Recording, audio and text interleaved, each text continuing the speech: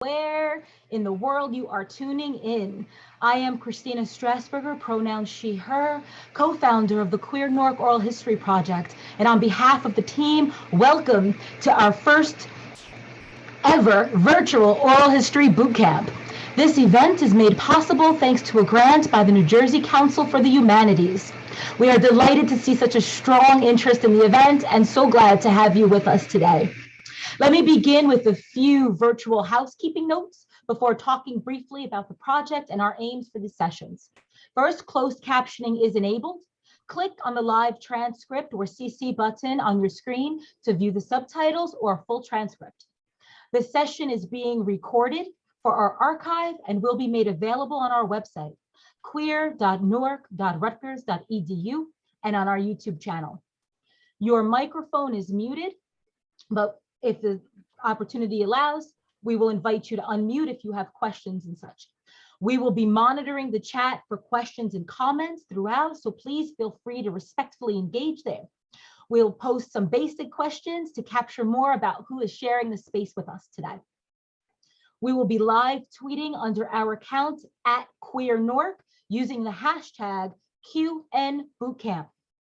For those of you unfamiliar with the Queer Newark Oral History Project, we are a community and university partnership founded in the summer of 2011 by writer, scholar, activist Jarnell Moore, Rutgers-Newark historian Burl Satter, and me. We record interviews with LGBTQ people here in Newark and make sure that their stories are documented and accessible to academic and community-based researchers, students, and any and everyone who wishes to learn more about the rich history of our communities. We host programming that bridges the community and campus and believe it's central to our mission to introduce people to the kinds of methodologies we're using in our project and to offer training to others interested in beginning oral history projects of their own. We hope you'll be inspired and find ways to incorporate our oral histories and that of other projects in your research, your educational spaces, and or your art. I thank the New Jersey Council for the Humanities for their financial support, but we must also acknowledge the support of our amazing community and university partners for their collaboration over the years, including the Newark LGBTQ Community Center, Newark Public Library, Gallery of Faro, Newark Pride, the African American Office of Gay Concerns, amongst others, as well as the financial support and encouragement of our Rutgers Chancellor's Office, who provided us with a seed grant to help build the project while we were getting started. Of course, the School of Arts and Sciences Dean's Office, our amazing colleagues at Dana Library, and here in our Department of History.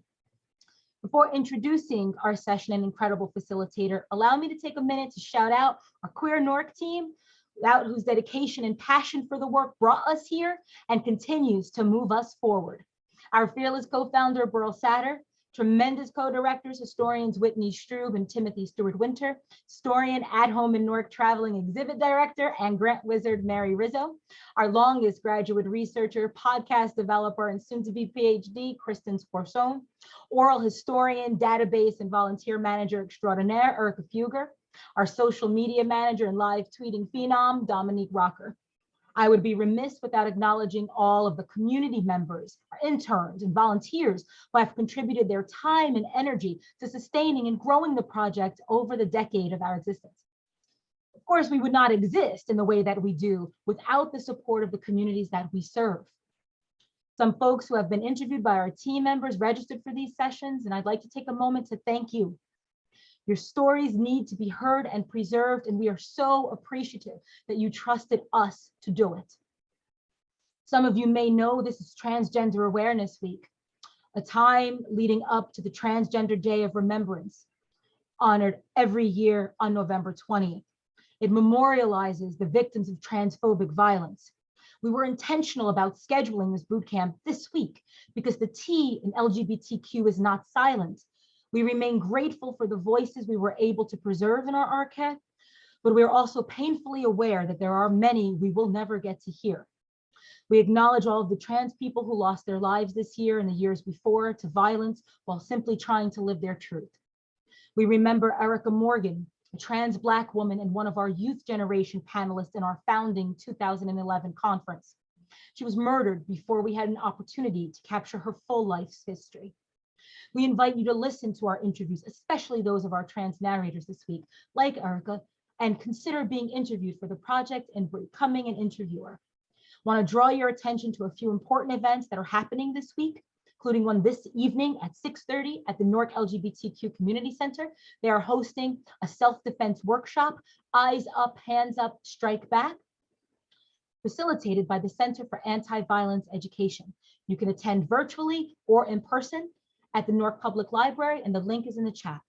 This Saturday, on Transgender Day of Remembrance, the African American Office of Gay Concerns will host their highly anticipated Mascara Symposium, which offers so many resources and recognition for the trans community. If this year's theme is Trans Power, a Call to Action, and will be held here at Rutgers-Newark. That will also be in the chat. Lastly, but absolutely not least, if you are in the area in observance of TDOR, we will gather in front of the Newark YMCA at 600 Broad Street at 5:30 to honor the memory of Ashley Moore and the many trans lives lost this year. Registration is not required for that, and we hope you will join us in solidarity. Now, let me bring us to this afternoon's session.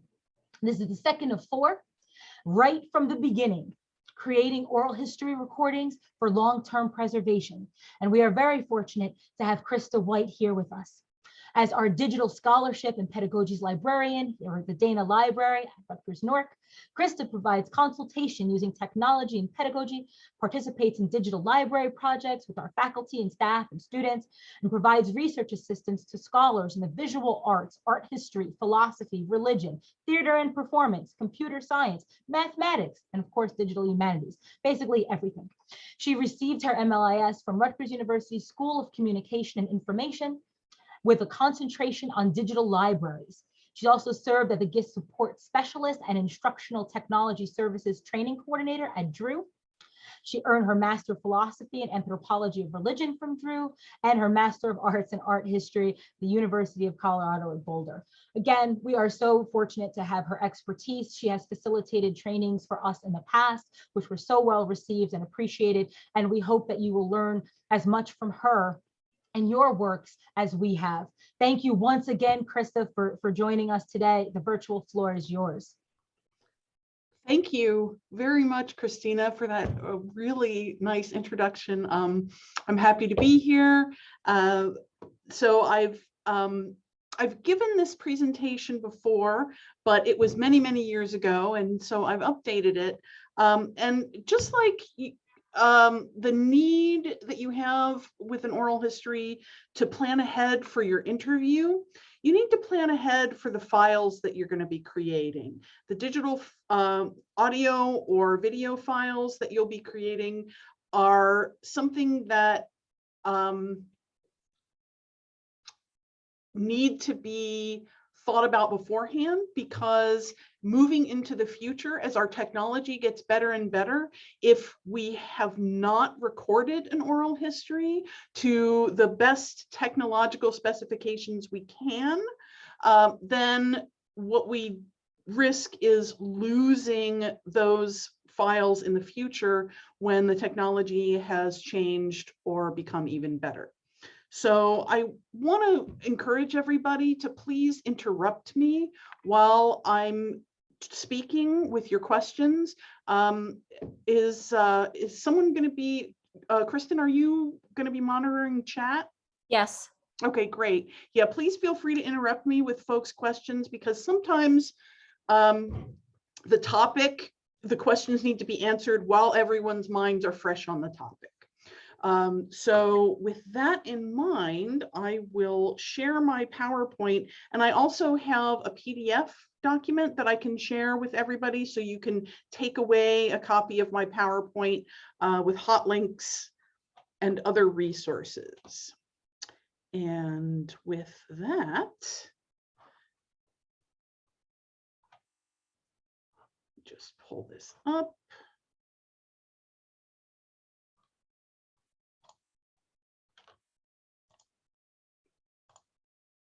I'm sharing us, but can everybody see the presentation now? Or did that not work? Yes? Okay, great. All right, so one of the first things that I like to talk about is the life cycle of digital files, any kind of digital file. You create it, you have to preserve it, and then you have to think about how it's going to be stored moving forward.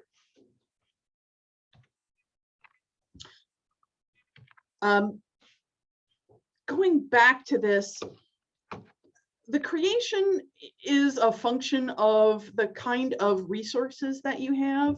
And one of the things that I talk about pretty frequently when I'm discussing all of these technical specifications and the way that we should be doing things is that I talk about the ideal in this presentation, but there is a reality about what kind of resources people have. It may not be possible for everyone to record oral histories to the highest specifications that I lay out here, and that's okay. It's better to capture someone's life story than it is to try and have it be this pristine sort of glowing digital file. I want to paraphrase Voltaire here. The perfect is the enemy of the good. So just do your best as you move forward, thinking and planning about the technology you'll be using for your oral histories, and record what you've done. That's another really important thing to do. Record what you did and the reasons that you did it, why you chose the particular equipment you did, what the specifications are. Having all of that information in your metadata, which we'll talk about later, will help people in the future steward your oral history files in the best way that they can. And that's a bit about the preservation section. So there are ideal standards for preservation, and then there's what you can actually do. So thinking about that and who is going to take care of the files down the road. A lot of oral history projects start out really strong, and then they kind of wither on the vine because there's nobody to host them, take care of the digital files, present them. So all of these things are things that people should be thinking about, because what you're doing is creating knowledge, and you want that knowledge to be usable well into the future by scholars and interested members of the public. So I'm going to dive right in here. I'm going to be talking about audio technology and video technology throughout this. I don't know how many of you use video versus audio. I myself got into the oral history game before video was an inexpensive way to record, and the technology wasn't very good. So I use a digital audio recorder, and that works for me, but I've prepared for those of you who do digital video. I will say one of the recommendations that I make is, if you can avoid it at all possible, don't use your phone to do this work, because the digital files created at the preservation level are so big, you're going to run out of room on your phone really quickly. Have a laptop or a digital video or audio recorder that you can use and work with files according to the specifications that I set out here. Digital video recorders and digital audio recorders generally have more sophisticated settings that allow you to adhere to the standards that I'll be talking about, whereas your phone, it's hit or miss. But I do go over some phone apps and technology later, because sometimes that's all you have, and that's okay. Again, the ideal versus the real. Does anybody have any questions before I dive into this really super technical stuff? No questions so far. Okay, great. So what I have here, digital audio is actually fairly simple. It's made up of 3 components: a sampling rate, bit depth, and channels. And when you are using a digital audio recorder of some kind, you want to pay attention to these settings when you're doing your recording. You've got various samples. You can use 44.1 kilohertz sampling rate, which is perfectly fine. That's well within the tolerances of human hearing and the human voice. When you get up to 48 or 96 or even 192 kilohertz, it's very controversial about whether or not human beings can hear the difference with music or with the human voice. Our voice range doesn't get much higher than this 44.1 kilohertz. So if you are recording at 48 kilohertz, 96, or 192 kilohertz, you're preserving data, but you're making files that are so large, especially with the 192 kilohertz, that you might not think it's worth it.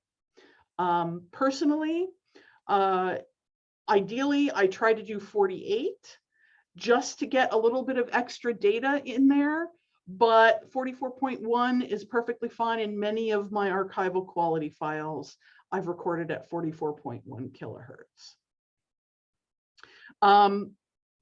The bit depth, again, I usually do 16 bits, which is perfectly fine. 24-bit is great if you have room to store the kinds of files that will have 24-bit. That's fantastic. The 30, 36, 48 bit deep, this says color, sorry. So anything higher than 24-bit depth on sound, again, what you're getting into is a file size where the benefit to, where the ratio of the benefits to the drawbacks are starting to weigh a little more heavy toward the drawbacks with the file size. Again, the higher that you go with any of these settings, the larger your file size is going to be. We have a question in the chat. What are thoughts about the audio files recorded via Zoom? Many dissertation interviews are going to be using Zoom. Yeah, that's very interesting. I haven't tried to go into Zoom and fix those. If there's a way for you to get into Zoom settings and adjust these, fantastic, do it. I would also talk with your IT folks about that. If you aren't the one who's controlling the installation of Zoom, like if you're using a Rutgers account or another institutional account, talk with the folks in IT and tell them that you've got these standards that you'd like to try to adhere to. But again, this is reality. So if you've already got half of your interviews done and they're not adhering to these standards, that's perfectly fine. And if you can go in and adjust the standards to the highest level that you possibly can, that's great too. Sometimes the software doesn't let you do much and you're sort of stuck. It's a great question. Any other questions? The last bit, okay, great. The last bit about digital audio is the channels. This is stereo or mono, okay?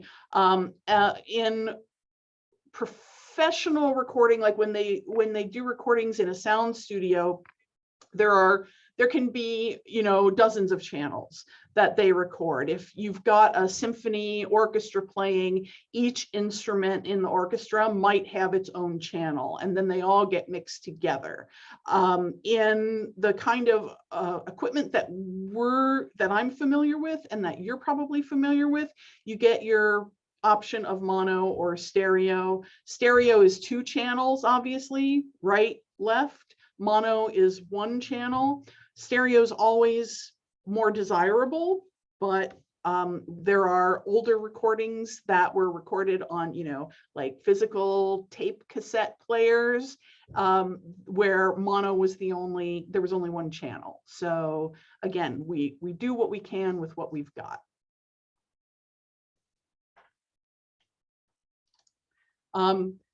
Hold on to your hats, because there are 3 slides about what makes up a digital video. Digital video, obviously, if you're also recording the person's voice, which is the point of the oral history, it contains all of the audio elements that I went through, plus all of these video elements. And the first video element is the bit rate. That's the speed at which your video will be is recorded and transmitted. So usually it's measured, you'll either see megabits per second or megabytes per second. And higher quality, the higher your bit rate is, the higher quality your video is, but also the larger your files are. So keep all of that in mind. Your sampling rate has these weird designations with 3 numbers, excuse me. And what those stand for are the way that the video recorder records color in the frames of the video. So a sample of a digital video, the picture of a digital video generally has 4 pixels. And there's either 1 row or 2 rows of pixels in the sample. It varies.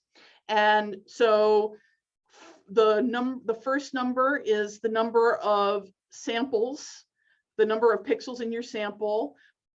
The second number is the number of rows in the pixel, as well as the number of pixels that capture color. So in most digital video, not all of the pixels are assigned a color value. That's to save data space. That's to make the file a little bit smaller. In higher quality videos, you do get, like this would be in a higher quality video, this would be 4 pixels and 4 rows. And all of those pixels would be assigned color. That will make a huge, a huge file.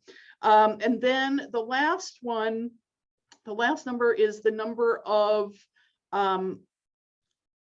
pixels that contain information in the final row. So subsequent rows after the first one may have a different number. You can see 411 here, and there's 420. So 4 pixels per row, 2 rows. And on the last row, there are no pixels that are being assigned information. So you only have 1 row of color information. That's super deep, super complicated. Did it make sense? Is there something that I can explain a little better? So far, folks are introducing some of their backgrounds in the chat. No questions right now. Okay, great. So the next set of items is the bit depth. How many bits of color information that the video is going to capture. Frames per second is interesting. If you record at a number that's too low on this, what you get is a super speed video. I've done that by accident sometimes, doing screen capture videos where I'll record, like, I don't know, 8 frames per second, and it looks like everybody is on fast forward, because that's what there is. For modern computers, 30 frames per second is the standard in the United States. That's the NTSC standard, which we use here in the US. The PAL standard uses 24 frames per second. Regular video or regular film, like physical film, 35mm film, that that used to be recorded at 24 frames per second. So you kind of get a sense of what the frame rate was. But in the early days of film, it was smaller, and that's why everything looks sped up when we play really old films on modern machines. Your resolution is the size that the number of pixels per screen that your video recorder is capturing.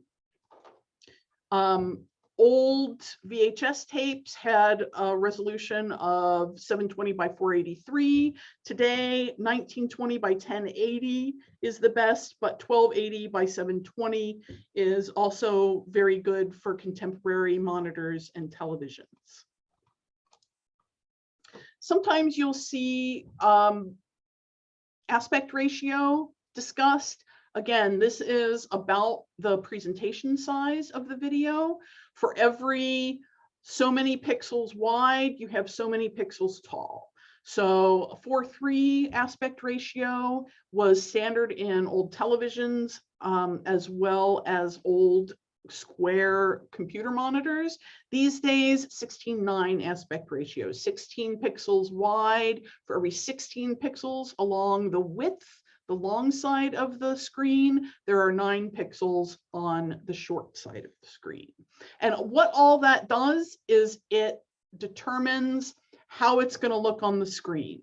So, you know, you've seen videos where the screen has black on either side. That's because the aspect ratio is off. And the width and the height often have been reversed in those situations, especially with phone videos. Other questions about digital video, the terminology, what makes up a digital video file? No questions, but a much appreciation for the detail in your slides. Okay. This is why I'm going to let you take them away, because I don't expect everybody to remember everything I said.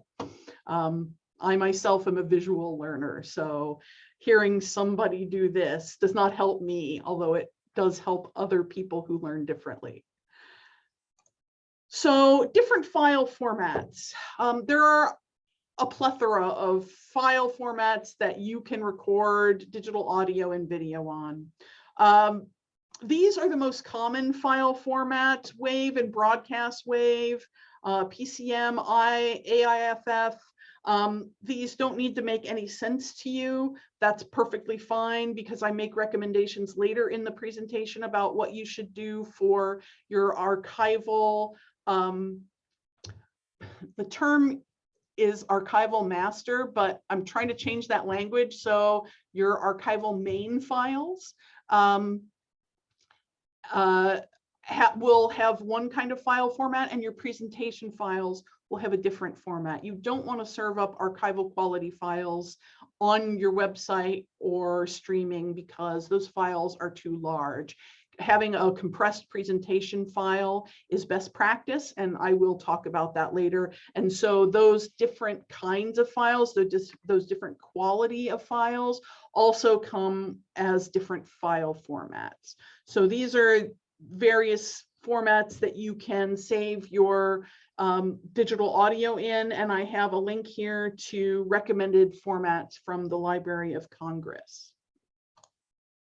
Moving image file formats, again, there are AVI files, RAW files, and these are uncompressed files, but there are also in video. Video's kind of a strange beast, because it's so complicated. It's not as clear cut how you will be able to adjust the settings for how you're recording your digital video. The manufacturers of software have taken a lot of that away from consumer level products, because most people aren't using them. Most people aren't concerned with recording archival quality video. They just want to get their kid's birthday party, and it's okay if it's a compressed MPEG-2 file. But for those of us who are trying to make more professional files, it then becomes a little difficult, and the rule of what you have versus the ideal versus the real becomes even more flexible, given the kinds of equipment that you may need to work with.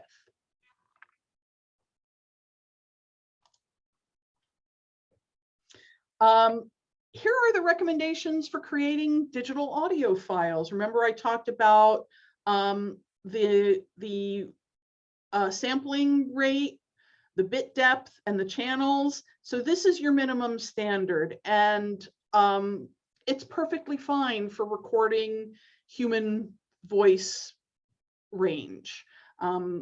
Getting above this is going to get you larger files with not a lot of return on the listening investment, because human ears just don't hear much more than this. I'm sure there are some people who have really acute hearing who could hear the difference between a 44.1 and a 96 kilohertz recording, but I know I can't. So the recommended standard is 96, and then the highest level maximum standard is 192. The reason, if you have the storage capability to steward larger files, the reason to go with a recommended or high level standard is because you're planning for the future. Think about the difference between 1950s camera technology and the camera technology we have now. Everything, you know, you digitize a photograph from the 1950s, and usually it looks like a sepia toned Instagram photo, right? Because the quality of what's there has degraded over time, and the quality wasn't as high level back then. The technology wasn't as good as it is now for printing out photographs. So recording at higher levels makes those larger files, but what it does is allows your files to have more data in them, so that technology in the future, which is going to be better, will have more data to read, and the sound and visual integrity of your files will be maintained for a longer period of time. Does that all make sense?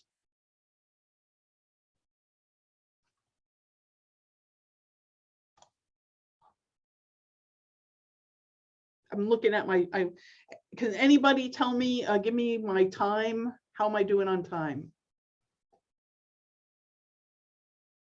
You're doing great on time. Okay, where are we? Yeah, it's 3:30. Yeah, I don't know how much time you have left of your Okay. presentation, but it's only 3:36 and everyone is engaged. Please. Okay, Thanks. great. Great. Yeah, so the digital video standards, I'm glad to hear that. I do have a long way to go, actually. So the digital video standards, as I said before, are much squishier than audio standards, because there are a lot more factors playing into the creation of digital video, in addition to the audio information that is being captured in the same way it is if you just do a pure audio recording. So our minimum standard, try to get to this 50 megabits per second, or 5 to 10 megabytes per second on your bit rate. A 10-bit depth for your bit depth on your audio, 422 sampling rate, a 640 by 480 aspect sample size, 30 frames per second with a minimum of a 4:3 aspect ratio. Recommended and highest standards, get these other items as high as you can get them, really. And whatever you do, preserve whatever you recorded in, whatever specifications your video recorder recorded, make sure you preserve those as your archival main file. That's the best thing that you can do once you've adjusted the software that is recording to the highest levels that you possibly can.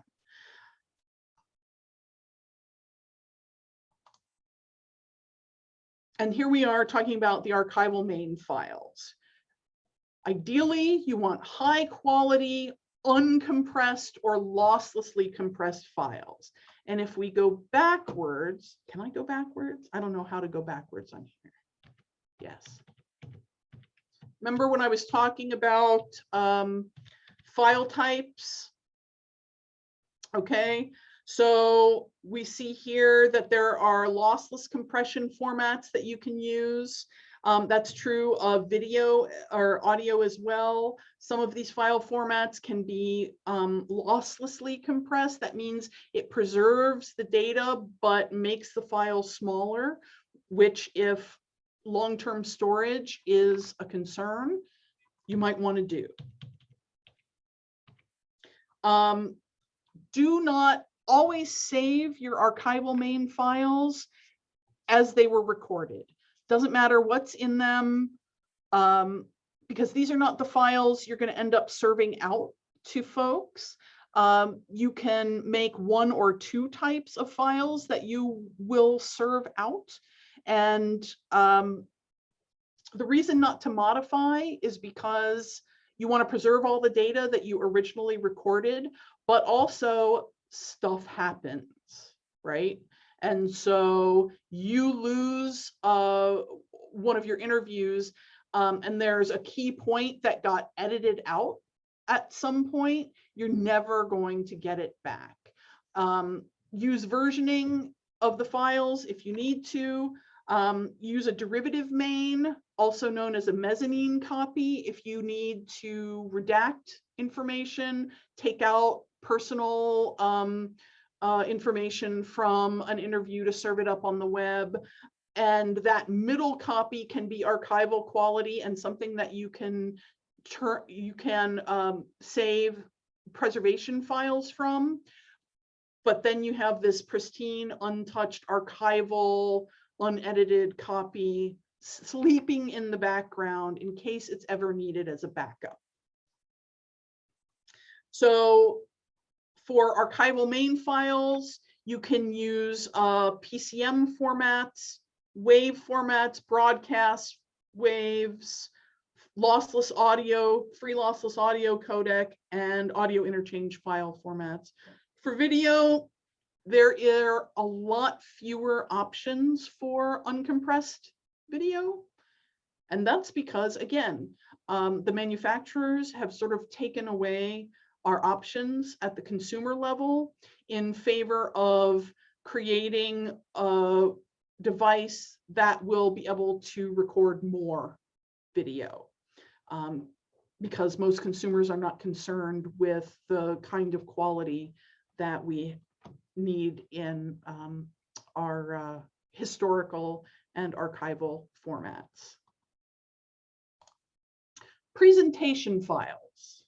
This is what you're going to serve up on your website, what you're going to stream, and they are much smaller in size than your archival masters. Your archival masters sit in deep storage. Those are called dark archives because they don't see the light of day for the most part, unless the files that you have there are needed to replace something that's been lost, contaminated, or altered in a way that you want to reverse. So these are file types that I'm pretty sure most of us have experience with. Remember downloading all those MP3s onto your iPhone 15 years ago? Now, the MPEG, the M4A file is a more common file format.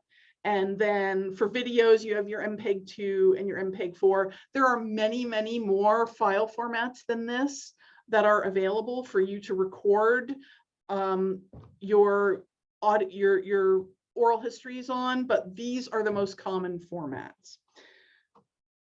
Before I move forward, I do want to say that digital video recorders and audio recorders quite often have a recording format that is proprietary. That means their software was created for their devices. And that is not a version of the file that you want to save as your archival main file. You want a non-proprietary format, and that's what all of these recommended formats I have on these slides are. They're non-proprietary. That means any device can play them. They can be served up and anyone can use them because they have been the algorithms that create the file have been created for wide use, for broad use. Very often they're open source file formats as well. Before we get away from our technical how to create the file portion, I'll take any questions you might have so far.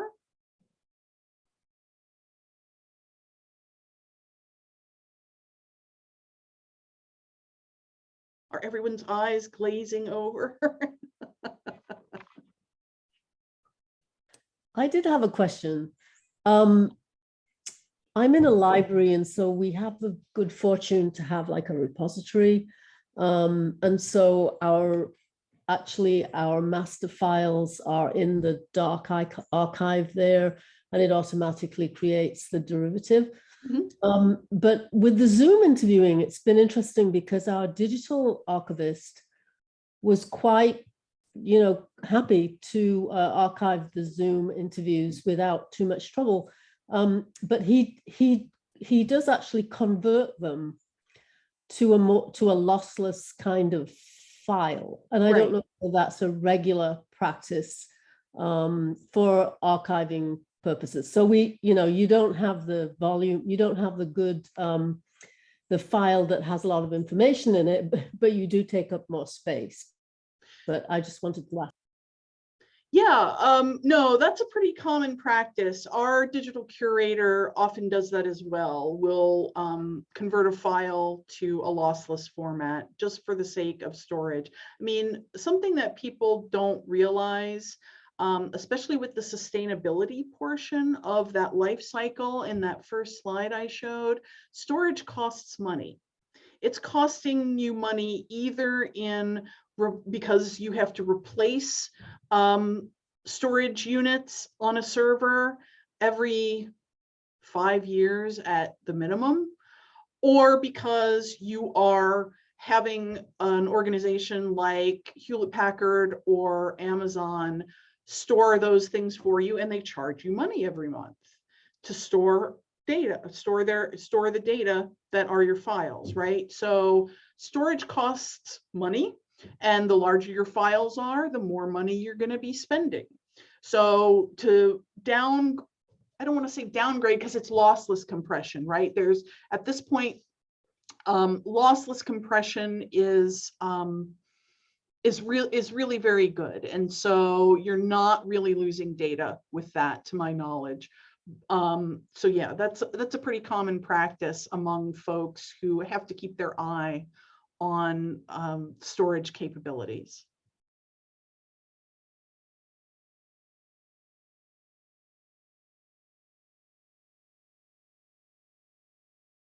Other questions?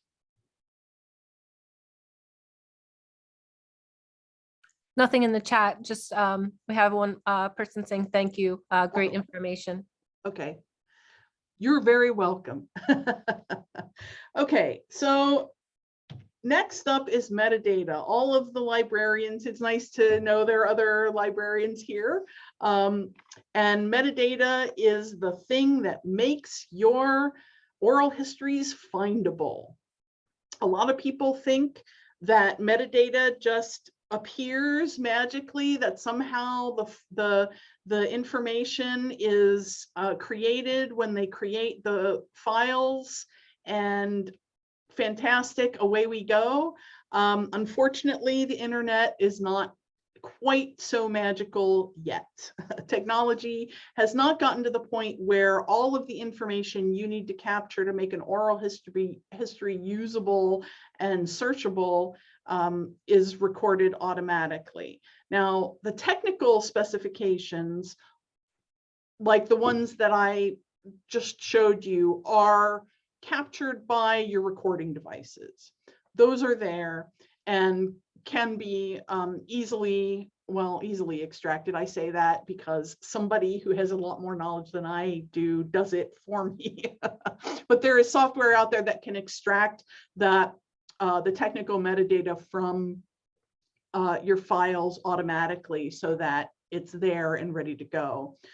But descriptive metadata, which is what human beings use to find things, has to be input by hand.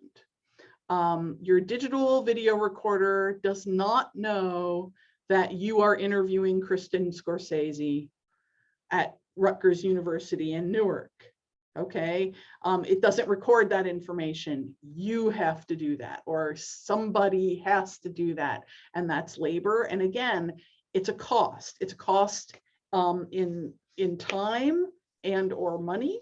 And so capturing, again, the most metadata you can is fantastic, but sometimes you can only go with the minimum. And this is really why so many oral history collections are not indexed by subject topic, because that is a process that takes 3 to 4 times the length of the actual interview to record and go through quickly. And often it would take me more than one pass to do a really good indexing job on an interview. I'd have to listen to it slowly and, come up with the topics as I went, and then go back and listen and refine. And so this is one of the places where a lot of oral history projects stall out, because folks are not aware of the incredible amount of labor that goes into creating the metadata for their project.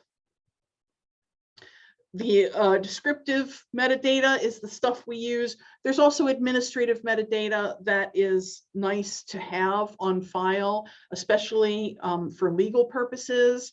And don't think legal stuff won't come back to bite you later, because, Murphy's Law, if I don't record the administrative metadata, I'm going to get sued, and then I'll have no information to defend myself in court. That's a really pessimistic way to look at it, but that's it's always good to have as much information as you can gather. So the descriptive metadata is, all of the stuff that I find most interesting, which is who's being interviewed, who's the interviewer, where was it recorded, the project name, the topics that an interviewee discusses in their interview. That's all descriptive metadata and has to be recorded by someone. There are metadata standards that you can use. I don't recommend any one type, because really, the metadata standard that you use is very much dependent on where your oral histories are going to live. Different types of software can accept different types of metadata standard formats. The metadata standard that was created to be the lowest common denominator that you can use to interpret into any other metadata schema is Dublin Core. I'm going to put that in the chat. It's not on my slides, but Dublin Core is really sort of the minimum standard, and then other standards get more complicated as you move forward, depending on who developed them. And institutional repositories use different standards. A lot of, almost any software can accept Dublin Core. Our institutional repository is a Fedora repository. So we use MODS, which is a standard that was developed by the Library of Congress. And so it takes a little wrangling to get from Dublin Core into MODS. It's not that big of a deal. But again, Dublin Core is a great place to start with your descriptive metadata because it gets the bare minimum down. Administrative metadata, and most specifically administrative rights. This is the other place where oral histories get bogged down, and folks in the past were not as diligent about securing rights as they might have been. And so it means a lot of really great oral history content is sitting in dark archives somewhere because it can't be used until it moves into the public domain, which is, I believe, depending on which standard you're using, what is it, like 96 years after the death of the creator. So copyright in our country is a hot mess. And so getting the rights, getting the rights worked out and having signed rights papers are really, really important. And recording that metadata in there also will help people moving forward, because what you need to do if for some reason you need to an interviewee doesn't want their interview released until after their death, you need to record that, and then somebody has to go back and check occasionally to see whether or not that interviewee has passed beyond our veil of tears, or if they're still alive. So that kind of information can be really important. Oh, thank you, Kristen, for putting in that information on Dublin Core and Omeka. Yes, Omeka is a great resource that uses Dublin Core. Technical metadata, again, there are software programs out there that will pull technical metadata out of their out of the files, but you can also, it's super easy to get your technical metadata by right-clicking or control-clicking on the file and going into the properties folder. There's your technical metadata. It might not record what equipment was used to make it, make, model number, etc., but it will have what file types it is, and all of the other specifications that you can record so people know how it was originally recorded. Again, this mostly benefits folks who in 150 years are going to be looking at your files and figuring out how to transfer them into their 3D holographic projector, right? So that's why it's important to record this stuff so that your oral histories can be turned into, can be saved in new file formats with new technology so that they're usable as far into the future as possible.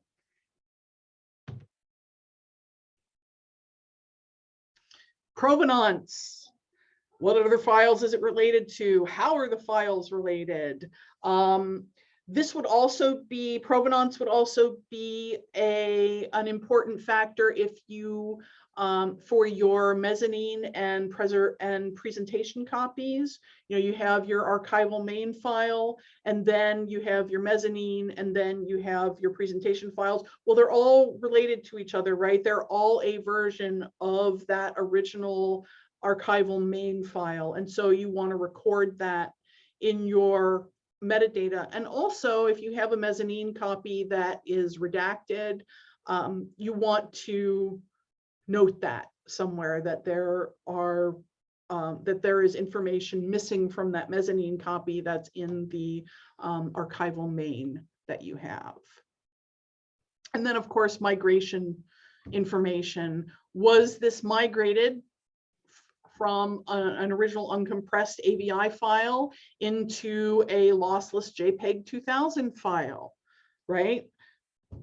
As Tina was asking about. So knowing that is also helpful for people who need to go back and do maybe some technical excavating if something has gone wrong with a file down the road. Our preservation standards. Again, these are recommendations. You got to work with what is real for your project, your needs, your resources, and your abilities to sustain the project, right? Be thinking that far in the future. If you are heading up a project, you need to be thinking about what's going to happen to this after I'm no longer involved in the project. If I retire, if I get sick of the project, if I die, who's going to take care of these files? Where are they going to live? How are we going to store them? So the preservation standards feed into what the ways that you will be able to sustain. You know, the bigger your files, the harder it's going to be to sustain. So think about that, but also the bigger your files, the more data that's encoded in them, which means they'll last the test of time and technology much better than more compressed files. And I put in some guides here, the Library of Congress, the National Archives and Records Administration, and then our standards by our digital curator, who's, as far as I'm concerned, he's a genius, but.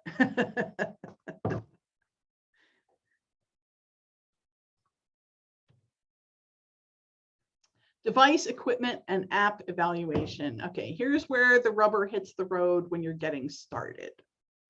You need to think about all of these things. What's going to meet the needs of your project, what you can afford, and does the equipment and the software that you have meet the standards you want to try to achieve with your oral history files. I use this Zoom H1N, and I will bring that up. This is my digital video recorder.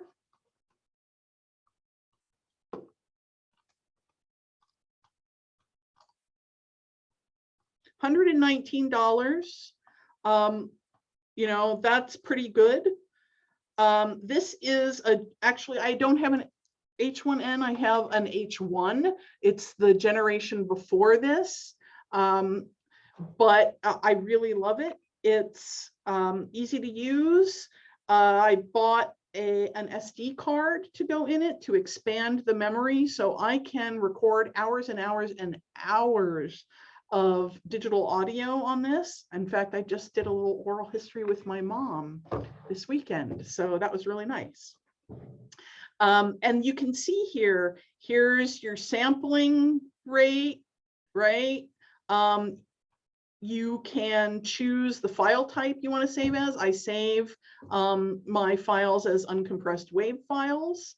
So I'm in, and it records in stereo. You can see there are actually two mics that face in opposite directions. So you put the recorder between you, and there's a mic facing each person who's speaking. You can also hook in an external mic. I have a lavalier mic that I have not been brave enough to try and use. So that's something I want to do moving forward. But this is and I swear to God, nobody's paying me to pump this audio recorder. I just find it very convenient because I don't use video, and it's a nice, compact, easy to use recorder. But you know, your phone can work with shorter recordings, or if you're not planning to do uncompressed huge files, you know, you can record it. There are apps that will allow you to record uncompressed audio, and so you just have to kind of look for those. Let me take that down. You have to look for that, but I wanted to kind of show you one of your options that you had. That's fairly inexpensive as digital audio recorders go, and it does a great job. Video, again, I don't have a lot of experience with video. I will tell you, you will not get any kind of substantive archival main quality files of video on your phone. Your phone just simply does not have the storage capacity to do that. So if you are going to record on your phone, if you're going to record video, you are at least going to need a laptop with some kind of camera, an external webcam. The internal camera is fine. Zoom works. And, you know, linking up, because again, I haven't done interviews via Zoom. So I was not prepared for that, but what I can do is a little bit of research and see what I can see about how Zoom records these things, and get back to folks about that. Let me put that down. Let me write that down as a to-do list item for me.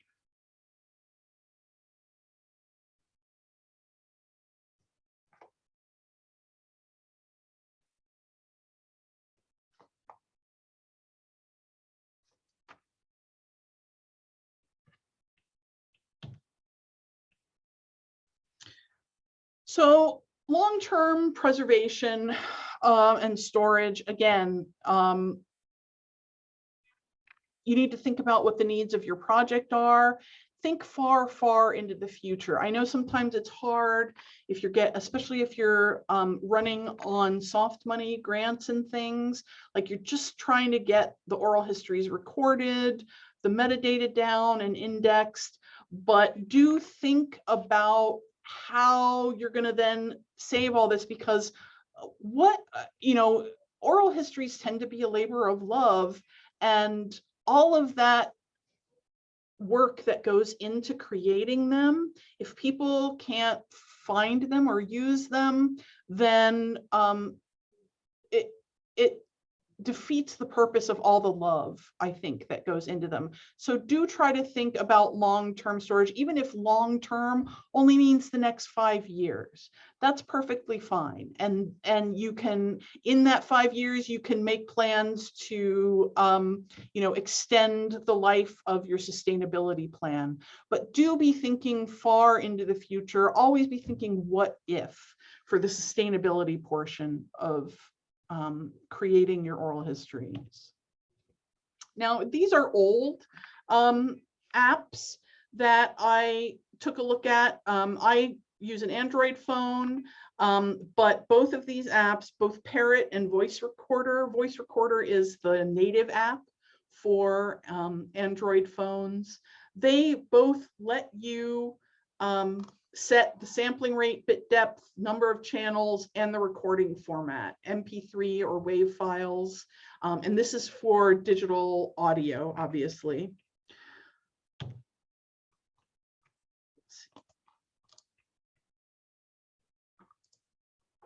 And I got stuck. Sorry, I don't know what I did.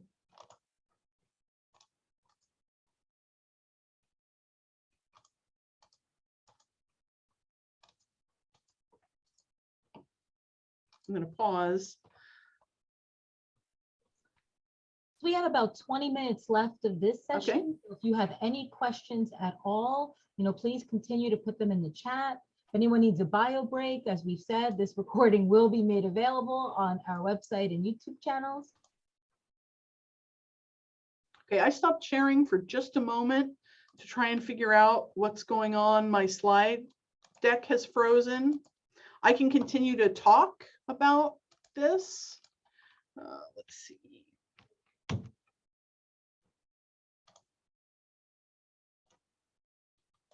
I'm going to close my PowerPoint presentation and then open it back up again.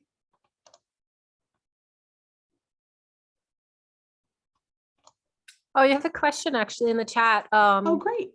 Is the Zoom also good for recording ambient sounds, like capturing an atmosphere of a space, or would you recommend something else? You know, I don't know, not being someone who's trained as sort of an audio engineer. I do know that most of the time, at least the advice I've gotten is that you don't want any of that ambient sound, right? And depending on the kind of mic that you have attached for using Zoom, you may pick up a lot of ambient sounds. And what you really want for an oral history interview is your voice as the interviewer and the interviewee's voice. That's my understanding anyway. Maybe practices have changed. People are rethinking that. I don't know. You tell me. It's definitely our preference to not have the background noise. As you've heard in our At Home in Newark exhibit, it made it very challenging when interviews would take place at a location that did have a pretty bustling background. The one thing I will mention, Michelle, if you're specifically looking to capture background noise, we've had great success with the Tascam because we use that to capture some sounds of the city when we're working on our walking tour. I'm happy to put a link in that if you have questions about some of the other equipment that we've used.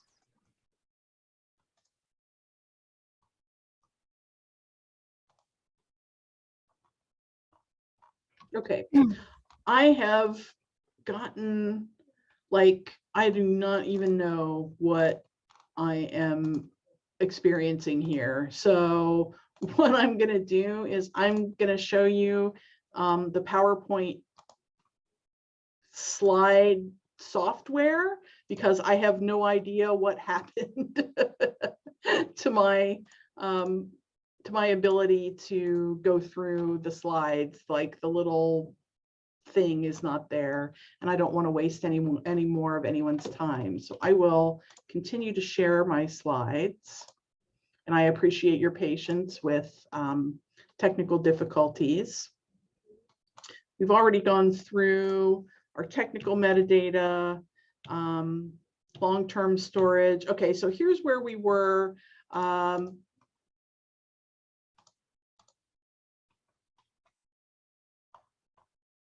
For iOS, and you can see Voice Record Pro and eFusion Voice Recorder. The regular voice recorder app, the native app on your iPhone, you can make adjustments. Sometimes you won't be able to determine whether or not a particular app allows you to adjust all of the various specifications for creating archival main files. But what you can do is go to the manufacturer's or the developer's site for that app and look and see what it says. For instance, native apps, both Apple and Google have specifications laid out more thoroughly about their native apps on their websites. So you might need to do a little bit of investigation, a little bit of Googling. I've had to do that with third-party apps I've used on a computer for different audio projects. And it's just the way of the world because for the most part, software developers don't think people care about those specifications. So they're not written up in the document. They're not written up anywhere obvious, but they do know them. And I've actually also emailed software developers and asked them specifically. So that's another option that you have if you need to know more about the capabilities and adjustments you can make in a software program. Okay, ideal storage habits, 3 copies of each of your interviews in 2 different storage formats, and 1 copy ideally backed up off-site. These obviously overlap, so this is typically known as the 3-2-1 rule. And options for those, local options. So this would be in your 3-2-1. these would be your storage formats, right? Your local option, the hard disk on your computer, a solid state, like an external hard drive. I routinely get 1 terabyte external hard drives. They're a little pricey. It's about, to buy an external hard drive, it's about $100 per terabyte, but a terabyte is going to last me forever. So I often get these to back up all of my data, all of my work. You can do CDs and DVDs, but we know how limited those are. You may get 1 or 2 at most interviews on a CD or a DVD. And then there's the old tape storage, which is exactly like the old audio tapes, the old cassette tapes, except they're huge and they're for storing all kinds of data, not just audio data. But that's like super old technology. I'm not sure how much that's being used anymore. And then, of course, you have your cloud options, Dropbox, Google Drive, Microsoft. Now, I will say that it used to be that Google and Dropbox, if you did not pay, if you don't pay for storage, they will often, if you have large bodies of files, they will, or they used to, compress your files on you without telling you that they're doing it, right? Because if they're offering free storage, they want to maximize that for everyone as much as possible. So they're going to downsize your files for you. So if you're going to use one of these cloud storage options, use the paid version if you don't have an institutional option available to you. Krista, I think we lost your slides altogether, Oh, no. but I like your background picture.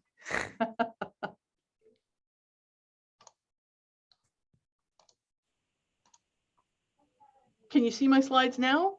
Yes. Okay, great. And actually,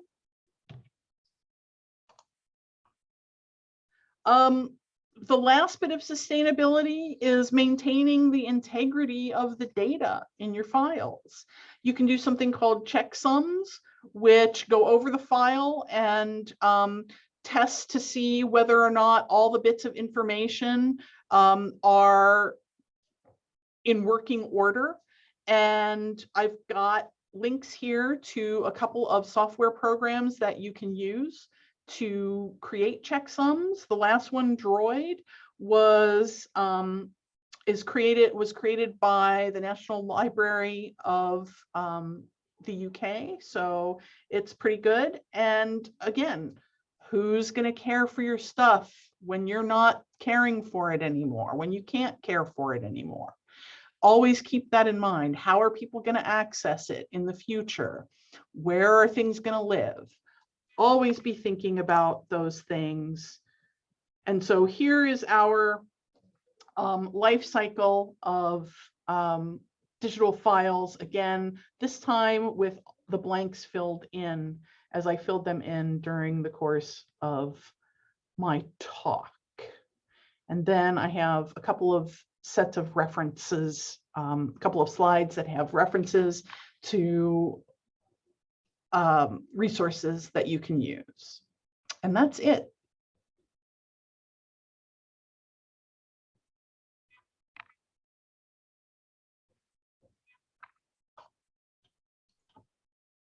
Thank you so much. Are there any last questions that you have? I see Kristen put in the chat. If you all want to hang out more with Kristen, Python coding or have a digital humanities project that you're working on, she's one of the hosts of the Rutgers-Newark Digital Projects Progress Group, and it's informal group. It runs about 2.5 hours on Zoom every Tuesday, 4 to 6:30, and you work independently on your projects in a supportive environment. And we all could use a little extra support these days. So you have to be part of Rutgers. That's a very good question. Is there a NetID login, Krista? Or for the Digital Projects Progress Group? Yeah, is it open? Nope, it's completely open. Perfect. open to everyone. We love saying that as a community project that's committed to access. We'd like to have everything. We'd have everything open if we could. Yes, the PowerPoint. Krista, you'll send me the PowerPoint link so I can Yes. make a dedicated page on the website. Perfect. Absolutely. Perfect. So are there any other questions that come in? I just, if you'll indulge me for one moment, I just want to do again a formal thank you to Krista White for sharing her expertise and those incredibly detailed slides with all of us, which we will make available. Also want to give a shout out to Kristen Scorsone, our chat manager extraordinaire, keeping on top of everything that you want to ask, and Dominique Rocker, who is tweeting. I haven't been able to see all of them, but definitely putting out that information. If you haven't already and are on socials, please follow us at Queer Newark. We are on Twitter, Instagram, Facebook, YouTube. That link has been posted many times. She is smiling. We see her, Kristen. And thank you for putting that in. Oh, great. And last, but not least, I want to repeat this again. If you are of the LGBTQ community and want to learn how to protect yourself and your loved ones, please join us this evening at 6:30 p.m. for in-person or virtual, that's self-defense training, sponsored by the Newark LGBTQ Community Center and other organizations. The African American Office of Gay Concerns is also a partner. And again, it's facilitated by the Anti-Violence Coalition. Last, if you are in the area, please, we hope we'll see you on Saturday for the Transgender Symposium Mascara, brought to you by the African American Office of Gay Concerns. They provide free resources, including HIV testing. And in that evening at 5:30, we will gather in front of the YMCA on Broad Street to honor and respect the memory of Ashley Moore and the trans lives lost this year. So we hope that we see you there. We hope you found today's session useful and that you join us for our upcoming sessions tomorrow and in the spring. We'll be hosting more trainings and a listening session so that we could hear from all of you what you'd hope to see in our next decade of existence. Oh, great. See you in the morning, Linda. Thank you so much, everyone. Thank you. Have a great night.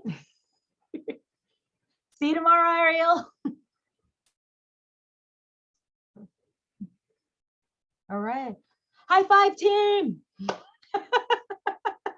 Oh, let me stop recording.